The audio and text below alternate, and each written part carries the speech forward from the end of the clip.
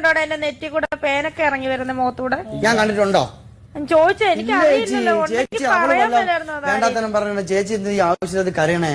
എടാ നെറ്റി കൂടെ പേന ഇറങ്ങി വരുന്നത് നിങ്ങളാരും കണ്ടിട്ടില്ല? ഇങ്ങനെ ഇറങ്ങി വരുന്ന കുഞ്ഞു കുഞ്ഞു പേനുകൾ ഇറങ്ങി വരുന്ന അവൾ കണ്ടിട്ടുണ്ട്. അവൾ അന്നേരം പറയാൻ ഞാൻ കണ്ടിട്ടില്ല.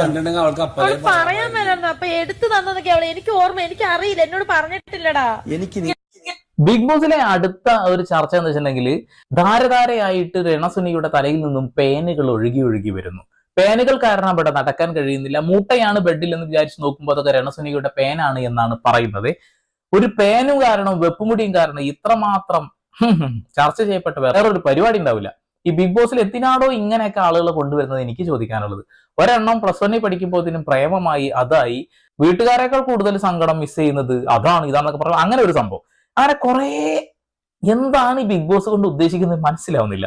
എന്തായാലും രണസുനയുടെ പേൻ വിഷയമാണ് ഇന്നത്തെ ചർച്ച.